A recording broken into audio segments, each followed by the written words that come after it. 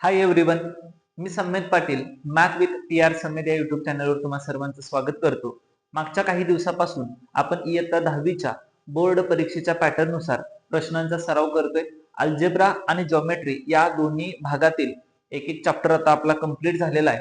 आज मी तुमच्यासाठी अल्जेब्रा मधील दुसरा टॉपिक क्वाड्रॅटिक इक्वेशन या चॅप्टरवरील प्रश्न घेऊन आलेलो आहे. प्रश्नांना सुरुवात करण्यापूर्वी तुम्ही जर माझ्या युट्यूब चॅनलला नवीन असाल तर चॅनलला सबस्क्राईब करून घ्या आणि आपल्या मित्रमैत्रिणींना शेअर करायला विसरू नका. चला तर सुरुवात करूयात आजच्या चॅप्टरला क्वाड्रॅटिक इक्वेशन. बघा, क्वाड्रॅटिक इक्वेशन या चॅप्टरचं बोर्ड पेपर मधील वेटेज आहे जवळपास 12 मार्काचं. 12 मार्कासाठी हा चॅप्टर तुम्हाला परीक्षेमध्ये विचारला जाऊ शकतो. विथ ऑप्शन हे 12 मार्क्स असतात. त्यामधील आज आपण क्वेश्चन 1A आणि B MCQ आणि एका मार्कासाठी जे प्रश्न आहेत त्यांचा सराव करणार आहोत. चला सुरुवात करूयात MCQ पासून. पहिला प्रश्न दिलेला आहे MCQ चा, जो एका मार्कासाठी असतो. त्याच्यामध्ये बघा काय म्हटलेलं आहे. For the quadratic equation x² + 10x - 7 = 0 the values of a b c r. सोपा प्रश्न आहे अगदी. क्वाड्रॅटिक इक्वेशनचं जे काही जनरल फॉर्म आहे त्याच्यासोबत कंपॅरिझन करून आपल्याला abc च्या व्हॅल्यूज इथे लिहायच्या आहेत. क्वाड्रॅटिक इक्वेशनचं जनरल फॉर्म आहे ax² + bx + c = 0. आता यानुसार x² ला लागून जो अंक येतो त्याला आपण a म्हणतो, कोएफिशियंट गुणाकारात असणारा. मग a ची व्हॅल्यू जर इथं आपण कंपेअर केलं तर कोणतीही संख्या दिलेली नाही, याचा अर्थ a ची किंमत असणार आहे इथं 1. त्याच्यानंतर b ची किंमत आहे इथं 10 आणि c ची किंमत आहे इथं -7. असा ऑप्शन कुठे आहे बघा, ऑप्शन बी मध्ये 1 - 10 आणि -7. त्यामुळे या प्रश्नाचं उत्तर आहे option B. Next question. Out of the following equations which one is not a quadratic equation. Not a quadratic equation म्हटले याचा अर्थ दिलेल्या पर्यायांपैकी 3 पर्याय हे क्वाड्रॅटिक इक्वेशनचे आहेत. आणि क्वाड्रॅटिक इक्वेशनची डेफिनेशन काय आहे तर मॅक्झिमम इंडेक्स हा आपल्याला 2 लागतो आणि एकाच व्हेरिएबल मधील इक्वेशन आपल्याला लागतो. त्यानुसार बघा, पहिलं इक्वेशन जर विचारात घेतलं, मिक्सअप करून दिले, ह्याला सॉल्व्ह जर केलं आपण, x² आहे, इकडे पण x² आहे, हा इकडून इकडे आला किंवा हा इकडून इकडे गेला, हे दोन्ही एकमेकांना कॅन्सल होतील. इक्वेशन शिल्लक राहील फक्त 4x - 11. हा इकडे आल्यानंतर इथे एकाच व्हेरिएबल मधील इक्वेशन आहे, पण मात्र इंडेक्स इथं हायेस्ट किती आहे 1 आहे. हायेस्ट इंडेक्स आपल्याला लागतो 2. त्यामुळं हाच जो ऑप्शन आहे ए तो क्वाड्रॅटिक इक्वेशन नाही. दुसरा बघितला, हायेस्ट इंडेक्स 2 आहे, इथं सुद्धा 2 आहे, इथं सुद्धा 2 आहे. जेव्हा हा -x² पलीकडे जाईल तेव्हा हा 2x² होईल. तेव्हा इंडेक्स हा तुमचा मॅक्झिमम किती राहणार आहे 2च राहणार आहे. त्यामुळं बी, डी आणि सी हे तिन्ही ऑप्शन क्वाड्रॅटिक इक्वेशनचे आहेत. आपल्याला नाही असं विचारलंय, त्यामुळे पहिला जो ऑप्शन आहे तो आपल्या प्रश्नाचं उत्तर असेल option A. Next, from the following equations which one is the quadratic equation. बघा, याच्यामध्ये नॉट विचारलेला आणि इथं आपल्याला कोणता आहे असं विचारलेला आहे. हा प्रश्न बघा जवळपास 4 वेळा पडलेला आहे पेपरला. नोव्हेंबर 2020, मार्च मध्ये 2020-22 मध्ये आणि जुलै 2024 मध्ये. त्यामुळं या प्रश्नाचा सराव करा. बघा, पहिला ऑप्शन जर बघितला आपण तर सगळे इंडेक्स आपल्याला काय लागतात, पॉझिटिव्ह इंटेजर्स लागतात. इथं जर विचार केला, हा एक्स जो डिनॉमिनेटर मध्ये आहे तो न्यूमरेटर मध्ये आला तर याची पॉवर होईल x⁻⁻1. त्यामुळं हा आपल्याला चालणार नाही.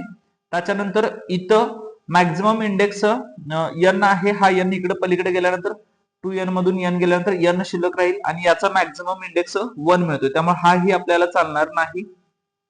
इथं जर विचार केला, x इंटू x हा x² होईल, त्याच्यानंतर x इंटू 5 हा 5x होईल, त्याच्यानंतर 2 इकडे आल्यानंतर -2 होईल. आणि हा जो ऑप्शन आहे तो क्वाड्रॅटिक इक्वेशनचा आहे, कारण मॅक्झिमम इंडेक्स 2 आहे आणि एकाच व्हेरिएबलचा वापर इथं केलेला आहे. लास्ट ऑप्शन मध्ये देखील हा x² डिनॉमिनेटर मध्ये आहे, तो जेव्हा न्यूमरेटर मध्ये येईल तेव्हा त्याचा जो इंडेक्स असेल x⁻2 होईल आणि मल्टिप्लिकेशन केल्यानंतर पुन्हा तुम्हाला ते मायनस मध्येच मिळेल किंवा मॅक्झिमम इंडेक्स तुम्हाला 2 इथं मिळणार नाही. त्यामुळे हा देखील आपलं उत्तर नसणार आहे. उत्तर असेल option B, x into bracket x + 5 = 2. Next,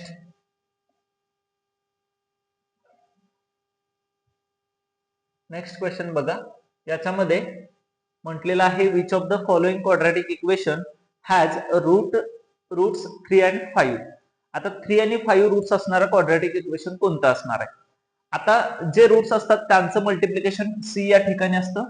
इथं जर बघितलं +8 आहे, इथं +5 आहे, त्याच्यानंतर इथं +15 -15.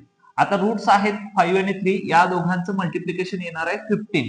ओके, त्यामुळं +8 +5 असणारे ऑप्शन येणारच नाही. राहिला प्रश्न आता ह्या दोघांचा. याच्यामध्ये जर विचार केला तर 5 आणि 3, आता बघा यातला एक मायनस घेतला आपण, इथं मल्टिप्लिकेशन मायनस आहे, त्यामुळे आपण एक मायनस घेतला आणि एक प्लस घेतला, तर या दोघांमधला डिफरन्स -2 चा येईल किंवा +2 चा येईल. ओके, जेव्हा आपण हा -3 ला देणार आहे तेव्हा +2 येईल, पण डिफरन्स आपल्याला किती पाहिजे? +8 पाहिजे. त्यामुळं जर आपण दोन्ही संख्या -5 -3 घेतले तर डिफरन्स आपल्याला मिळतोय -8 आणि मल्टिप्लिकेशन आपल्याला मिळतंय -15. त्यामुळं या प्रश्नाचं उत्तर आहे option B, x² - 8x + 15. Next question, if 3 is one of the root of the quadratic equation kx² - 7x + 12 is equal to 0, then k is equal to आपल्याला विचारलेला आहे. बघा, जेव्हा कोणत्याही इक्वेशनचा रूट आपल्याला दिलं जातं तेव्हा ती व्हॅल्यू डायरेक्ट त्या इक्वेशन मध्ये पुट आउट करायची. बघा, k × x², x ची किंमत आता इथं 3 असणार, x is equal to 3 असणार, कारण काय म्हटलेलं आहे 3 is the one of the root of that equation. मग x ची किंमत 3 असेल, 3 चा वर्ग 9, 9 × k 9k मिळेल, -7 × 3 21 मिळेल, +12 is equal to 0. -21 +12 या दोघांचं जर आपण सबस्ट्रॅक्शन केलं तर -9 मिळेल, which is equal to 0. 9k is equal to +9, भाग दिल्यानंतर k ची व्हॅल्यू 1 मिळेल, 9 ला 9 निघून जाईल, k ची व्हॅल्यू 1 असेल, ऑप्शन ए. या पद्धतीने आपण एमसीक्यू बघितले. एमसीक्यू मध्ये जास्तीत जास्त क्वाड्रॅटिक इक्वेशन आहे की नाही ते ओळखा, नसलेलं उदाहरण ओळखा, किंवा त्याचे रूट्स असतील त्याच्यावरचे प्रश्न आहेत, त्या पद्धतीने तुम्ही एमसीक्यूचा सराव करा. नेक्स्ट आपण बघणार आहोत एका मार्कासाठी जे प्रश्न विचारले जातात. क्वेश्चन 1B मध्ये ते प्रश्न बघतोय आपण. पहिला प्रश्न दिलाय बघा, find the values of a and b from the quadratic equation 2x² - 5x + 7. सुरुवातीलाच आपला एक प्रश्न झाला, एबीसी च्या व्हॅल्यू शोधा, त्याप्रमाणेच आहे. Comparing given equation with ax² + bx + c is equal to 0. a ची व्हॅल्यू किती असेल?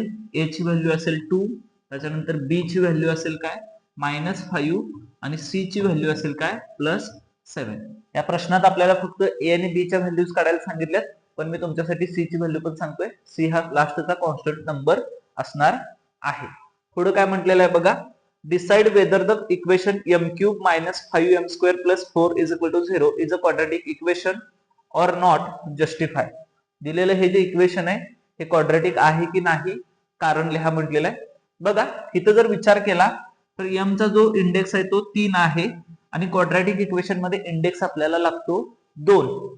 त्यामुळे दिलेलं हे जे इक्वेशन आहे हे क्वाड्रॅटिक इक्वेशन नाही, पण हे आपल्याला डिटेल मध्ये लिहावं लागेल. गिवन इक्वेशन, किंवा असं लिहू शकतो, m is the only variable in equation, but maximum index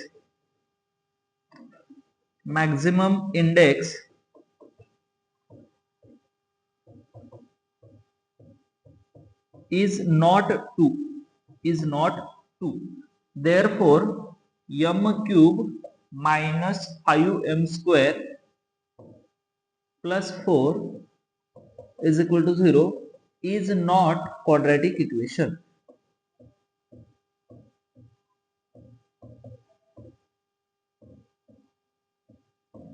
या पद्धतीने आपल्याला याचा आन्सर जस्टिफाय करावं लागेल. m is the only variable in equation but maximum index is not 2. Quadratic equation मध्ये अट आहे की मॅक्झिमम इंडेक्स किती लागतो आपल्याला? 2 लागतो, इथं आहे 3, त्यामुळं हे क्वाड्रॅटिक इक्वेशन नाही. Next question,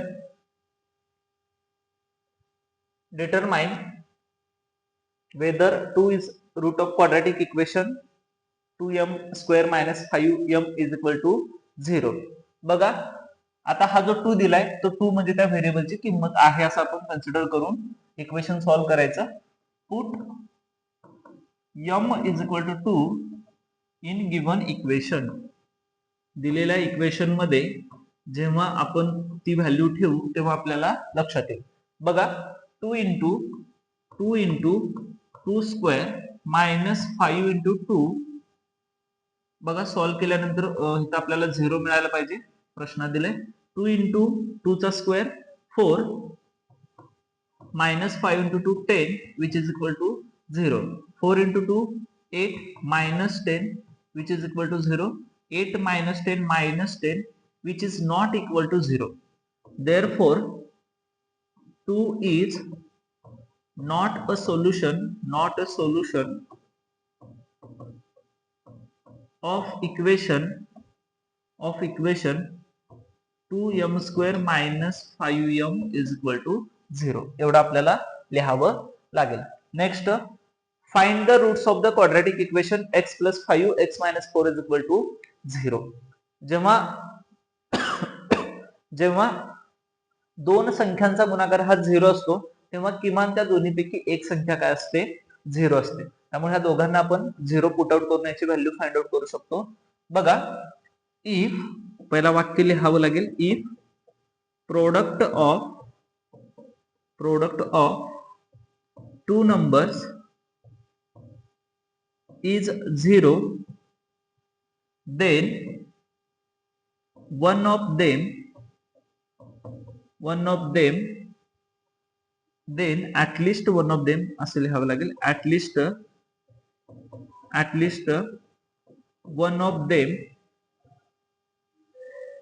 is 0. सो आता आपल्याला इथं असं पुट करावं लागेल, x plus 5 is equal to 0 or x minus 4 is equal to 0. Therefore x is equal to minus 5 or x is equal to plus 4. Find the roots of the quadratic equation. बघा त्याचे roots असणार आहेत -5 किंवा 4. या पद्धतीनं आज आपण MCQ चे प्रश्न आणि 1 मार्कासाठी जे प्रश्न विचारले जातात त्यांचा सराव केला. अशाच पद्धतीने तुमच्या येणाऱ्या बोर्ड परीक्षेमध्ये तुम्हाला प्रश्न विचारले जातील. याच पद्धतीने तयारी करा. व्हिडिओ आवडला असल्यास लाईक करा, चॅनलला सबस्क्राईब करा आणि आपल्या मित्रमैत्रिणींना शेअर करायला विसरू नका, जेणेकरून ज्या काही नवीन नवीन व्हिडिओज मी अपलोड करणार आहे ते तुमच्यापर्यंत लवकरात लवकर पोहोचतील आणि तुमचा 10वीचा अभ्यास एकदम उत्तमरित्या होईल. Okay, thank you.